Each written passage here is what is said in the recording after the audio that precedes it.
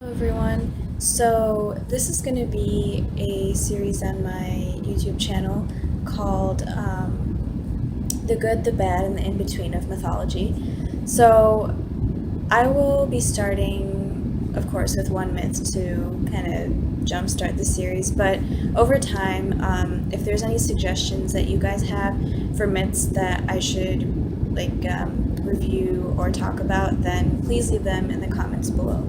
Otherwise, we'll jump right into it. So today's myth, I guess I should preface with like the format of how this series will go down. So what it will be is I will summarize the story and like what the morals or the message of the story is, and then we'll talk about the good, the bad, and the in between of each character as well as the message. And last but not least, we'll talk about how it can apply to society today and what we should take to heart, not take to heart, and what could still be a gray area. So if I keep looking down, it's because I have my notes here for each myth. So without further ado, let's get started. So the myth that I'm going to focus on today comes from an Indian epic called the Mahabharata, and there's like a whole subset of stories and the plot that follows. But today I will be specifically focusing on one character named Karna. So we'll start with the story. So we're gonna start the story with Karna's mother, whose name is Kunti. So Kunti was basically a princess who was the daughter of King Surasena, and she was actually later adopted by the king Kunti Bhoja, which makes sense why her name is Kunti. And so one day, this rishi, and rishis are usually like sages that are very learned in ancient Indian mythology, and they teach, they're basically like teachers, and they know like spiritual level learning and other skills as well. So this rishi, his name is Durvasa, and he comes to King Kunti Bhoja's palace to stay there. And so he was known to have a very quick temper, so everyone kind of kept their distance from them, except for Kunti herself. She took very good care of the sage, was very kind to him, very hospitable. So he was very impressed with her, and he gave her a boon, saying that she could summon any deva, and deva means god, that she wanted, and without going through the process of pregnancy, she could have a son. And she just had to say like a simple mantra to get her son. So a mantra is basically just kind of like it's kind of like you just it's a series of words that you say. It can also be called a shloka. So she just had to summon the god and she'd get her son. So she before we get into how she gave birth to Karna, later on, she did end up getting married to this Prince Bandu of Hastinapur, and she had three sons with him using the boon. However, Karna came before all of these three sons. And what happened was, at the time, she was probably still 15 or 16 when the sage gave her, or the rishi gave her the boon. And so she was very curious and she wanted to see if it actually worked, which it definitely did. And I think this is kind of a dumb move on her part, but I'll get into that later with my analysis or critique of this myth. So she tries out the boon. She summons the sun god, Surya. She says the boon, and Surya appears to her, and lo and behold, she has a son. But she doesn't know, she can't really accept the son at this point because, in society's eyes, if she's not married and she has a son, she wouldn't be looked upon favorably. So, with a very heavy heart, she puts her son in a basket and floats him down the river. So, the son's name is Karna. So, Karna, he's a special, you can tell he's a special child because he's a demigod now. He's a demigod. And he was born with this breastplate and armor and earrings. So they were actually etched into his skin. So if you tried to remove them, he would have to literally like peel them off of his skin, and it would be a very painful process. So he was just born with them. So he gets floated down this river, and he gets discovered by a couple. And hold on. Okay, so these are his foster parents. Atirata is his father, and Radha is his adoptive mother. These his foster parents weren't able to have children of their own. So they were once they found Atirata was the one that found Karna floating down the river. So he was obviously like, "Oh, this is a sign from the gods. We finally have our child." So they took him in. They loved him very much. He grew up with them, and so during this time, the caste system was very prevalent um, in India. So the caste system, there was a certain hierarchy of who was at the top of the social hierarchy and who was at the bottom. So Atirata was a charioteer. So he was basically, he wasn't like the lower caste, but he was like the working caste. And so Garna grew up his whole life thinking he was part of the working caste when actually he was part of a higher caste, which was the kings, also known as, and warriors, also known as Kshatriyas. So since he was a charioteer's son, he even though he was a charioteer's son, from a very young age, his parents knew that he was very skilled when it came to like the arts of warfare and things like that. So Garna tried to go to different teachers and they wouldn't accept him because of his caste, because they were only supposed to train Kshatriya caste um, boys. So one day he came across Parshuram, and there's a whole other story on Parshuram and how he came to be. But Parshuram was basically a his guru, and a guru or teacher, and he was a Brahmin. He was from the Brahmin caste. So he hated Kshatriyas, and this goes into the backstory of Parshuram. If that's something that you guys are interested in, you guys can, link that in the comments below if that's the next story you want me to talk about. But he, according to his story, he just hated Kshatriyas. So he would never teach one, obviously. And so Karna comes up to him and Parshuram asks him, "Are you a Kshatriya?" And Karna says no, because he thinks he's a charioteer, when actually he is a Kshatriya, but he doesn't know that yet. So Parshuram takes him in, he takes him in as his own, and sorry, one moment. So he takes him he takes him in as his own, and then he teaches him all the arts of warfare, archery, all the combative skills. So one day what happens is Karna is sitting and his guru Parshuram is sleeping on his lap. So he's taking care of his guru and everything, and then this ant bites him. And it's really painful. But Karna, he handles the pain because he doesn't want to wake up his guru. And then his guru wakes up and he sees this blood running down Karna's leg. And that's when he knew that Karna lied about not being a Kshatriya. Because according to him, he said that Kshatriyas wouldn't be able to tolerate that level of pain. Even if they did, they would say something about it. They would be like, "Oh, I'm not worth this pain. I have to get rid of it or something." But Karna didn't do that. So he said, "You withholding that pain, it means that you lied to me." Actually, I think I might have phrased that wrong. Because Karna withheld the pain. So a true Kshatriya would have actually probably dealt with the pain because they're the warrior caste.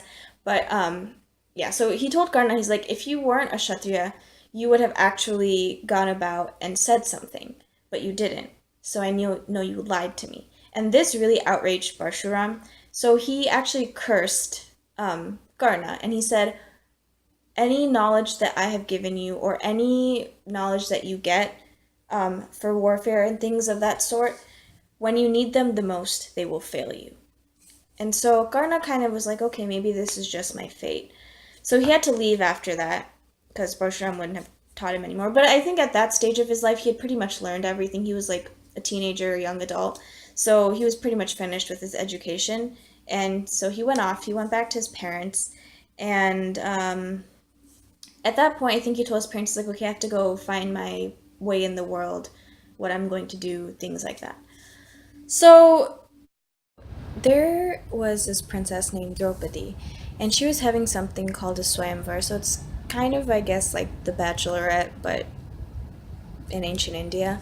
So what happened is all these princes would basically, from all over the land, they would come and they would kind of display their skills of like warfare and things, and then whoever won would get the princess's hand in marriage. So Karna came to this Swayamvar because he wanted to win the hand of Draupadi, and the thing is, there was also many other princes there, and he actually was doing quite well.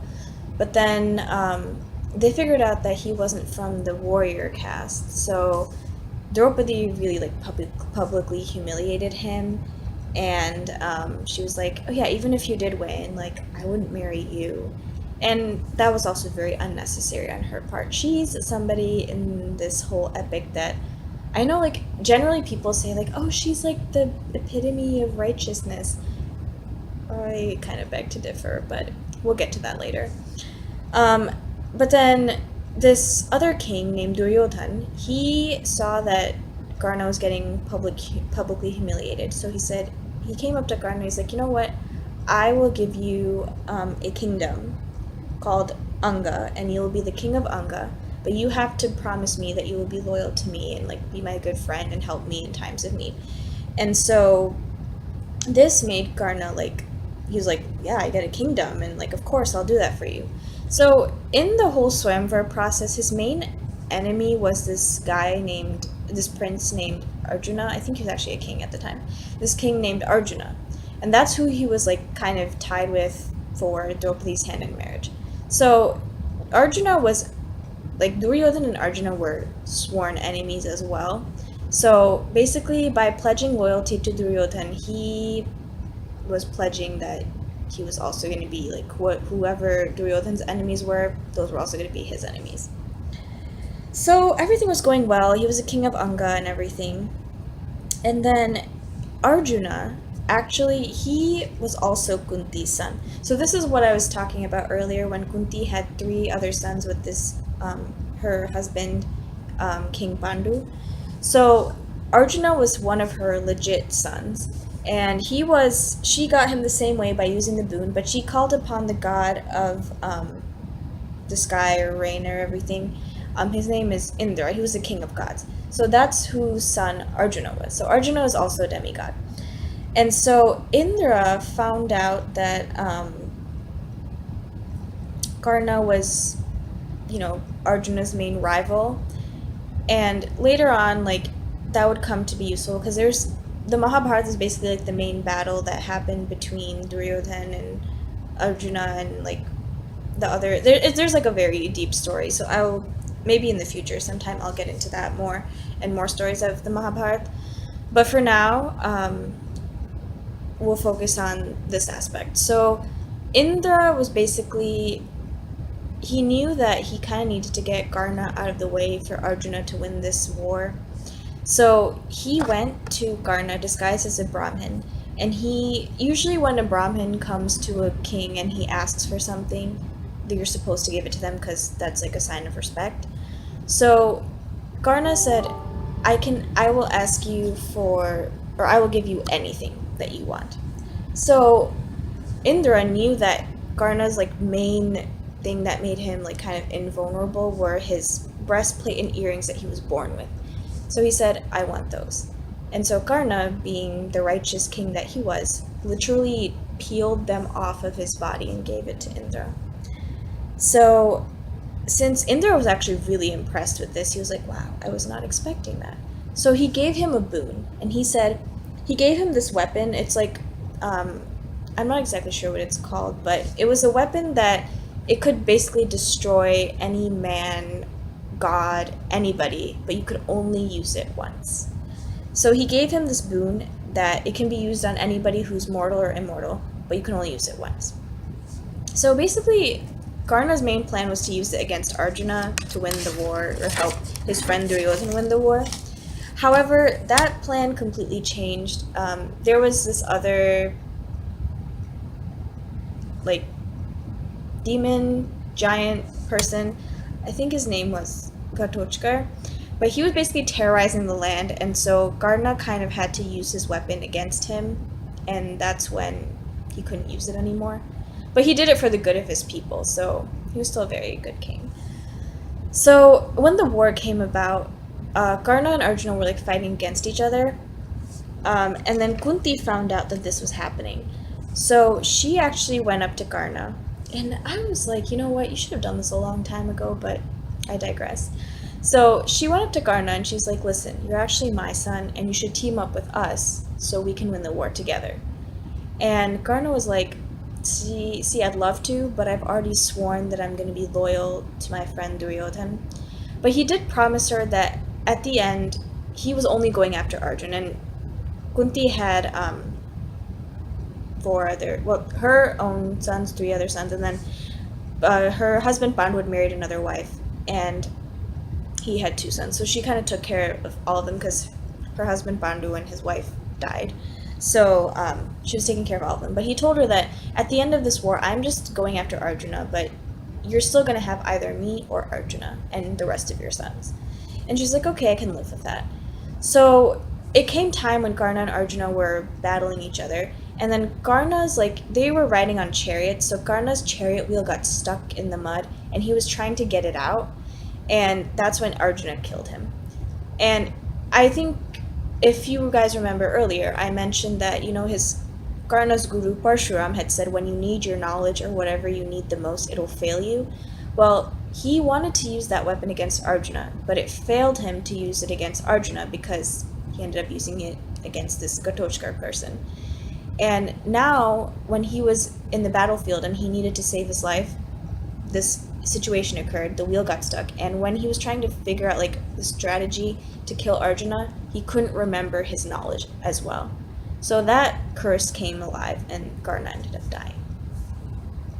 So now we'll move on to, I guess, the analysis of each character and the message. So I guess the main message of this story is that with Karna, fate, I think the message that I got from this story is that fate is different. Obviously, it will dictate different aspects of your life. And if you expect one thing, it might not always happen the way you expected it to be. And I think that's what happened with Karna a lot. He was he had all these boons, he had the weapon, and he's expecting to use them for whatever reasons he needed it to use them for, but that all ended up not working out. But at the end of the day, I think we can say that Karna as a person, in my eyes, he was very generous. He was actually to me, I think he was a good man. And the only thing I think that he had a problem with was his temper, because he felt like he'd been dealt a very unfair hand in life. So he was quick to act on his anger. And temper, I think, was an issue with him at times, but when he did decisions out of anger, he really regretted them. So there's this one part of the Mahabharata where Draupadi, the princess that I had mentioned, who was having the whole bachelorette thing going on, she ended up marrying Arjuna, and in the process ended up marrying the other four brothers as well. So there is this one scene in the Mahabharata where they basically lose their kingdom, and so they have and do this gambling thing, and they have nothing left to give except their wife.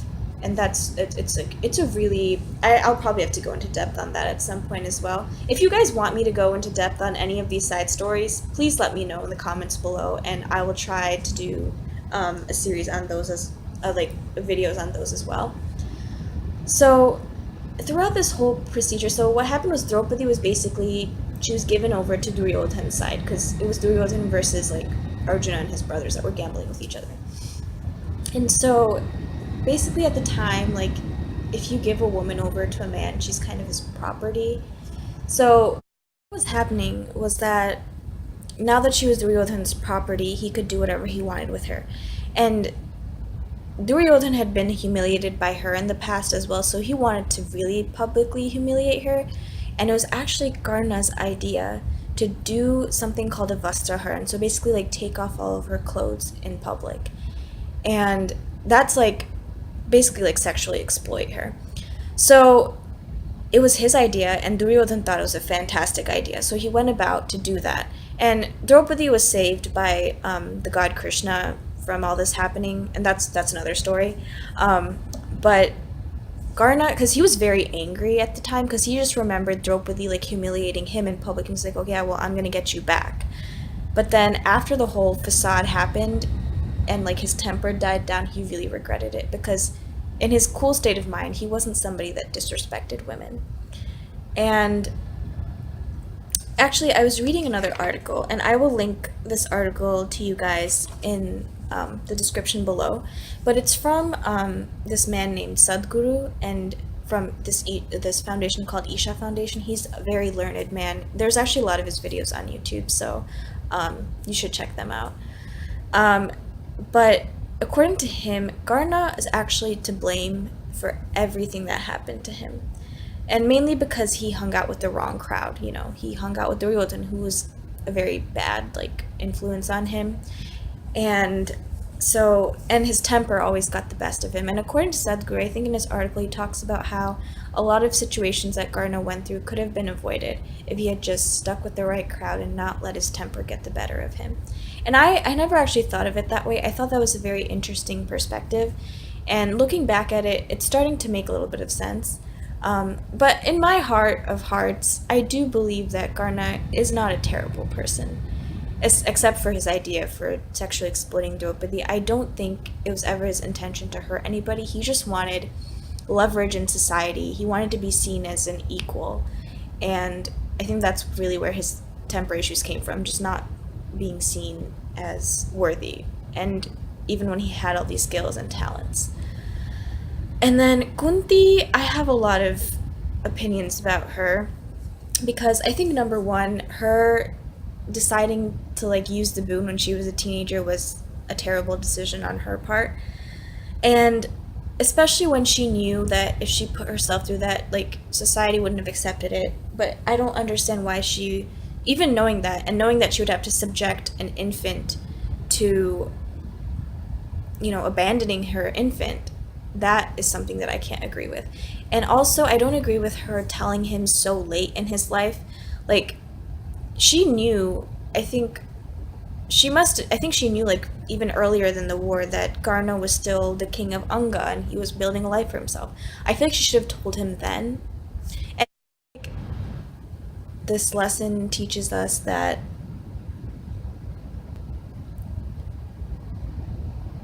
no matter how much we plan out our lives, I guess fate always has different plans for us, but we don't always have to succumb to our negative emotions and bad influences.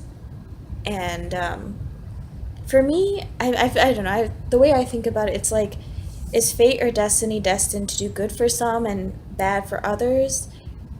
I was kind of thinking about it because there's definitely times in the Mahabharata where Arjuna and Draupadi and like even the so-called good characters act, pardon my French, but act like complete assholes.